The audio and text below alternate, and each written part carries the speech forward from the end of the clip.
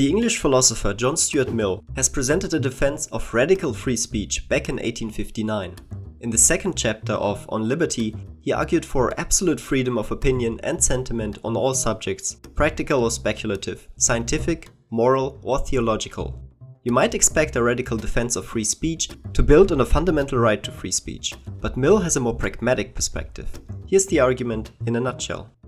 Mill writes, "The peculiar evil of silencing the expression of an opinion is that it is robbing the human race, posterity as well as the existing generation. Those who dissent from the opinion still more than those who hold it. If the opinion is right, they are deprived of the opportunity of exchanging error for truth. If wrong, they lose what is almost as great a benefit, the clearer perception and livelier impression of truth produced by its collision with error." So the idea is that societies only benefit from radical free speech laws. If speech was restricted, we would see less clearly the true, innovative and morally praiseworthy opinions in our society. Of course, we would also get more dumb and potentially morally problematic opinions. But Mill thinks that a free marketplace of ideas will make sure that the good ideas win. The only limit to free speech, according to Mill, is the harm principle.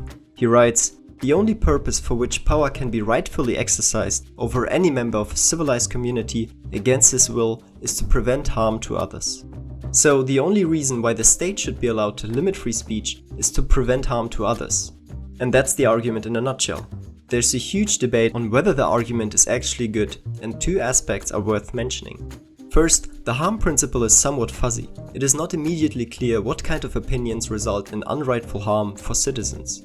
What about hate speech, for example? Does it harm those who are attacked by the hate speech? That remains a somewhat open question.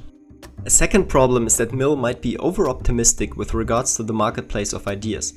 Of course, it would be great if the best argument wins in any debate, but do people really always voice their opinion with the aim of finding the best argument? A look at social media might suggest that voicing opinions is not at all about finding good arguments. That's also what some psychological research suggests. People often voice opinions not in order to find truth, but in order to signal alliance with their tribe.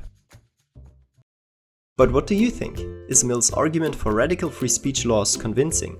Let us know in the comments below, and thank you for watching.